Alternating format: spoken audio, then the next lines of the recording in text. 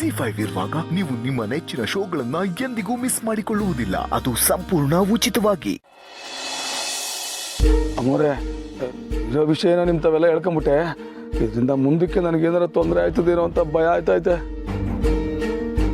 ನಾನು ನಿಮ್ಗೆ ಹೇಳಿರೋದು ಆ ಜೈದಪ್ಪನ ಕಿವಿಗೆ ಬಿದ್ದು ನಾನು ಇಲ್ಲಿರೋದು ಆ ಅಪ್ಪಂಗೆ ಗೊತ್ತಾದ್ರೆ ನನ್ನ ಹುಡುಕೊಂಬಂದು ಹೊಡೆದು ಸಾಯಿಸಾಕ್ಬಿಡ್ತಾನೆ ಅಮ್ಮೋರೆ. ಯಾವುದೇ ಕಾರಣಕ್ಕೂ ನನ್ನ ಹೆಸರು ಎಲ್ಲೂ ಆಚೆ ಬರಬಾರ್ದು. ಆ ಥರ ನೋಡ್ಕೊಳ್ಳಿ, ಅದಷ್ಟೇ ನಾನು ನಿಮ್ಮನ್ನು ಕೇಳ್ಕೊಳ್ಳೋದು. ಕೆಂಚ, ನೀನೇನು ಹೆದರ್ಕೋಬೇಡಪ್ಪ. ನಿನ್ನ ಮನೆಯವ್ರನ್ನ ನೋಡ್ಕೊಳ್ಳೋ ಜವಾಬ್ದಾರಿ ನಮ್ದಪ್ಪ. ಆ ಜೈದೇವ್ ಬಗ್ಗೆ ನಿನ್ನೇನು ತಲೆ ಕೆಡಿಸ್ಕೋಬೇಡ. ನೋಡ, ಎಂಥದ್ದೇ ವಿಷಯದ ಹಾವಾಗಿರಲಿ, ಹಲ್ಲು ಕಿತ್ತರೆ ಮುಗೀತು, ಬುಸ್ ಬುಸ್ ಅನ್ನತ್ತಷ್ಟೇ. ಅದ್ರ ಕೈಲಿ ಏನು ಕಿಸ್ಯೋಕ್ಕಾಗಲ್ಲ. ಅರ್ಥ ಆಯ್ತಾ? ನಿಮ್ಮನ್ನು ನಾವು ನೋಡ್ಕೋತೀವಿ ಕಣ. ನೀನು ಆರಾಮಾಗಿರು. ಅಷ್ಟಾದರೆ ಸಾಕು ಬುದ್ಧಿ. ಬುದ್ಧಿ, ಇದೆಲ್ಲ ದುಡ್ಡೆಲ್ಲ ಯಾಕೆ ಬುದ್ಧಿ? ಬೇಡ ಇಟ್ಕೋಕ್ಕಿಂತ ಖರ್ಚಿಗೆ ಬೇಕಾಗತ್ತೆ. ನೋಡ್ಕೆಂಚ, ನಿನಗೇನಾದರೂ ತೊಂದರೆ ಆದರೆ ನನಗೋ ಅದಕ್ಕೆಗೋ ಒಂದು ಫೋನ್ ಮಾಡಿಬಿಡು, ನಾವು ನೋಡ್ಕೋತೀವಪ್ಪ. ಆಮೇಲೆ ಇನ್ನೊಂದು ವಿಷಯ,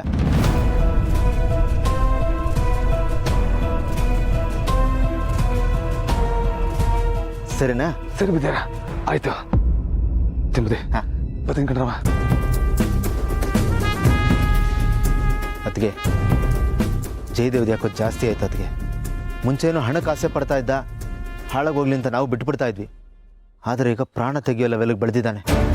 ಅದಕ್ಕೆ ದುಡ್ಡು ಕಾಸು ಹೋದರೆ ಮತ್ತೆ ಸಂಪಾದನೆ ಮಾಡ್ಬೋದು, ಆದರೆ ಜೀವನೇ ಹೋಗ್ಬಿಟ್ರೆ ಸಂಪಾದನೆ ಮಾಡೋಕ್ಕಾಗತ್ತಾ? ನನಗೊಂದು ಗತಿ ಕಾಣಿಸ್ಲೇಬೇಕು. ಈ ವಿಷಯನ ಈಗಿಂದೀಗಲೇ ಗೆಳೆಯನ್ಗೆ ಹೇಳೋದು ಒಳ್ಳೇದು. ಅದಕ್ಕೆ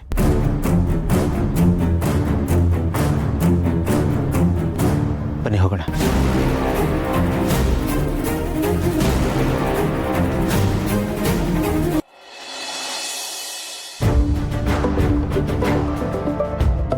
ಹೇಳೋ ಪರ್ಣ. ಆನಂದ್, ಎಲ್ಲಿದ್ದೀರಾ? ಅದೇ ಪರ್ಣ, ಯಾವುದೋ ಒಂದು ಕೆಲಸದ ಮೇಲೆ ಬಂದಿದ್ವಲ್ಲ, ನಾನು ಹೊತ್ತಿಗೆ ವಾಪಸ್ ಬರ್ತಾ ಇದ್ದೆ. ಮತ್ತೆ ಏನೋ ಅರ್ಜೆಂಟ್ ಅಂತ ಹೋದೆ, ಏನಾಯ್ತು? ಏನು ಅಂತ ಹೇಳಿ ಅಪರ್ಣ, ಪಾ ನನಗಂತೂ ಹೇಳೋದು ತುಂಬ ಕಷ್ಟ ಆಗ್ತಾ ಇದೆ.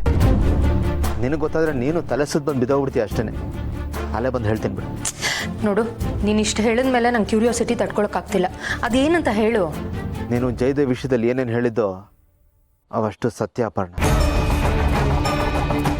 ಅವನು ಮನುಷ್ಯ ಅಲ್ಲ, ರಾಕ್ಷಸ. ಅವನು ನಾವೇನು ಅನ್ಕೊಂಡಿದ್ವೋ ಅದಕ್ಕಿಂತ ಒಂದು ಕೈ ಮೇಲೆ ಇದ್ದಾನೆ. ಅವ್ನು ಮಾಡೋದನ್ನು ಹೇಳೋದಕ್ಕೆ ಸಿಕ್ಕಾಪಟ್ಟೆ ಸಂಕಟ ಆಗುತ್ತೆ ಅಪರ್ಣ. ಒಂದೆರಡು ಕೆಟ್ಟ ಕೆಲಸಗಳು ಮಾಡಿರೋದು ಅವನು. ಮಾಡಿರೋ ಎಲ್ಲ ಕೆಲಸನೂ ಕೆಟ್ಟ ಕೆಲಸ. ಅಲ್ಲ ಆನಂದ್, ಈಗಂಥದ್ದು ಏನು ಮಾಡ್ದ ಅವನು? ಕೆಂಚ, ನಮ್ಮ ಅಣ್ಣ ಅದಕ್ಕೆ ಚಿಕ್ಕಮಗಳೂರಿಗೆ ಬರ್ತಾ ಇದ್ದಾರೆ. ಭೂಮಿಕನ್ನ ಕಿಡ್ನಾಪ್ ಮಾಡೋದು.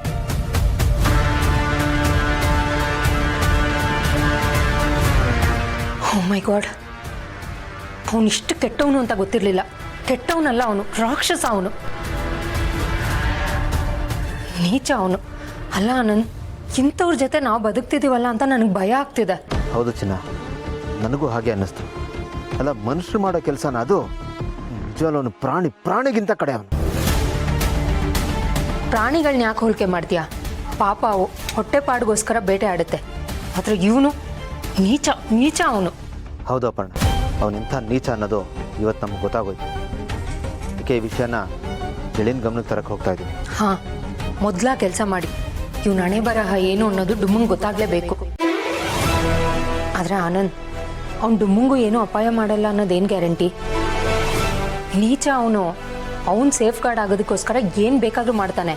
ಡೋಂಟ್ ವರಿ ಅಪರ್ಣ, ನಾವಿಲ್ಲಿಗೆ ಬಂದಿರೋ ವಿಷಯ ಆ ಪುಣ್ಯಾತ್ಮನಿಗೆ ಗೊತ್ತಿಲ್ಲ. ಪುಣ್ಯಾತ್ಮ ಅಲ್ಲ, ಪಾಪಿ. ಆ ಪಾಪಿ ಗೊತ್ತಿಲ್ಲ. ಅವನು ಗೊತ್ತಾಗಕ್ಕೆ ಮುಂಚೆನೇ ಗೆಳೆಯನಿಗೆಲ್ಲ ವಿಷಯನ ಹೇಳಿ. ಸರಿ, ಆ ಕೆಲಸ ಮಾಡಿ. ಒಟ್ಟಿನಲ್ಲಿ ಅವನ್ನ ಮಾತ್ರ ಯಾವುದೇ ಕಾರಣಕ್ಕೂ ಸುಮ್ಮನೆ ಬಿಡಬಾರ್ದು. ಅವನಿಗೆ ಶಿಕ್ಷೆ ಆಗಲೇಬೇಕು ಆನಂದ್. ಹಾಗೆ ಆಗುತ್ತೆ ಅಪರ್ಣ. ಉಪ್ಪು ತಿಂದವನು ನೀರು ಕುಡಿಲೇಬೇಕು. ಈ ಸರ್ತಿ ಅವನಿಗೆ ನೀರಲ್ಲ, ಪಾಲಿಡಲ್ಲಿ ಕುಡಿಸ್ತೀನಿ. ಸರಿ, ನೀವು ಬನ್ನಿ. ಅಷ್ಟರಲ್ಲಿ ನಾನು ಅಲ್ಲಿಗೆ ಬರ್ತೀನಿ. ಬಾಯ್. ಸಾರಿ, ಕೋಪದಲ್ಲಿ ಸ್ವಲ್ಪ ಜಾಸ್ತಿನೇ ಮಾತಾಡ್ಬಿಟ್ಟೆ. ಸುಖಿ ಆನಂದ್ ಅವರೇ, ನಂಗೆ ಅರ್ಥ ಆಗುತ್ತೆ.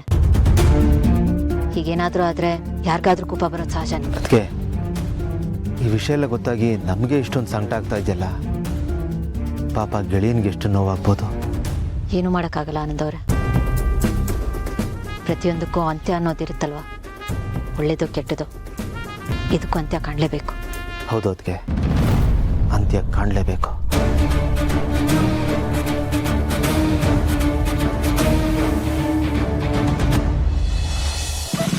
ಬ್ರೋ,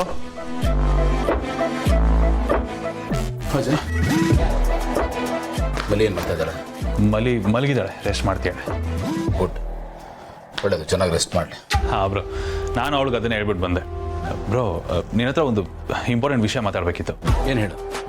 ಬ್ರೋ, ಅತ್ತಿಗೆ ಹೆಸರಲ್ಲಿ ಒಂದು ಪ್ರಾಪರ್ಟಿ ಮಾಡಬೇಕು ಅಂತ ಮೈಸೂರು ಸುತ್ತಮುತ್ತ ಹುಡುಕ್ತಾ ಇದ್ವಲ್ಲ, ಆ ವಿಷಯಕ್ಕೆ ಸಂಬಂಧಪಟ್ಟಾಗೆ ಒಂದಷ್ಟು ಜನ ಬ್ರೋಕರ್ಸು ಕಾಲ್ ಮಾಡಿದರು. ನಿಮಗೆ ಸೂಟ್ ಆಗೋ ಥರ ಜಾಗ ಇದೆ, ಬನ್ನಿ ಒಂದ್ಸಲ ಮೀಟ್ ಮಾಡಿ ಡಿಸ್ಕಷನ್ ಮಾಡೋಣ ಅಂತ.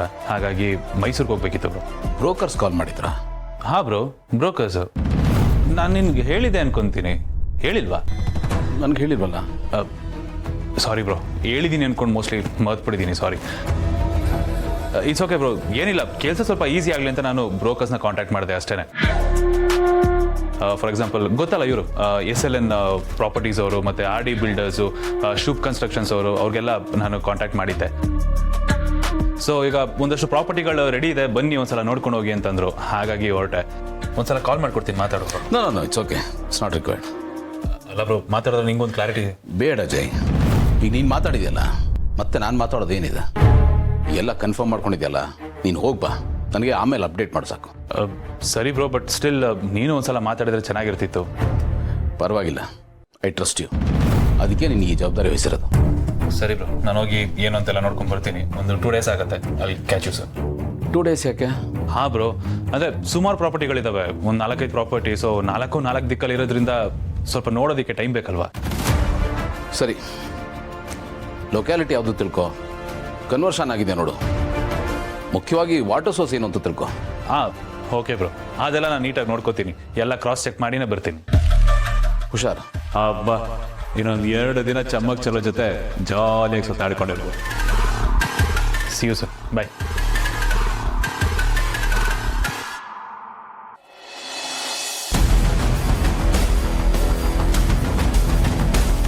ಅರೆ ಇದೇನು ಬರೋದು ಲೇಟ್ ಆಗುತ್ತೆ ಅಂತ ಹೇಳಿದ್ರೆ ಇಷ್ಟು ಬೇಗ ಬಂದುಬಿಟ್ಟಿದ್ದೀರಾ? ಏನಪ್ಪ ನೀನು ಆಫೀಸಿಗೆ ಬರೋಕ್ಕಾಗಲ್ಲ, ಬೇರೆ ಏನೋ ಕೆಲಸ ಇದೆ ಅಂದೆ, ಇವ್ರ ಜೊತೆ ಬಂದಿದ್ಯಾ? ವಾಟ್ ಡಾರ್ಲಿಂಗ್, ಎಲ್ಲರೂ ಒಟ್ಟಿಗೆ ಬಂದುಬಿಟ್ಟಿದ್ದೀರಲ್ಲ, ಏನು ಸಮಾಚಾರ? ಗೌತಮ್ ಅವರೇ, ಸರ್, ಶಾಕೊಂದಲ್ಲ ಮೇಡಮ್ ಕರೀತಾ ಇದ್ದಾರೆ. ಹಾಂ, ಸರ್ ಸ್ವಲ್ಪ ಹೊತ್ತು ಬಿಟ್ಟು ಬರ್ತಾರೆ ಅಂತೇಳಿ. ಸಾರಿ ಗೌತಮ್ ಅವರೇ, ಬಟ್ ನಾವು ನಿಮ್ಮ ಹತ್ರ ಒಂದು ಇಂಪಾರ್ಟೆಂಟ್ ವಿಷಯ ಹೇಳಬೇಕು. ಬರೀ ಇಂಪಾರ್ಟೆಂಟ್ ಅಷ್ಟೇ ಅಲ್ಲ ಗೆಳೆಯ, ತುಂಬ ಸೀರಿಯಸ್ ವಿಷಯ, ನೀನು ಕೇಳಿಸ್ಕೊಂಡೇ ಹೋಗಬೇಕು. ಸೀರಿಯಸ್ಸಾ? ಏನು? ಗೌತಮ್ ಅವರೇ, ನೀವೊಂದು ಟೆಂಡರ್ಗೆ ಅಪ್ಲೈ ಮಾಡಿದ್ರಲ್ಲ, ಅದು ಸಿಕ್ಕುತ್ತೆ ಅಂತ ಕಾನ್ಫಿಡೆನ್ಸಲ್ಲಿದ್ದೀರಾ? ಅದು ನಿಮ್ಮ ಕೈ ತಪ್ಪೋಗುತ್ತೆ. ZEE5 ಆಪ್ ಡೌನ್ಲೋಡ್ ಮಾಡಿ ಎಲ್ಲಾ ಸಂಚಿಕೆಗಳನ್ನು ಸಂಪೂರ್ಣ ಉಚಿತವಾಗಿ ನೋಡಿ.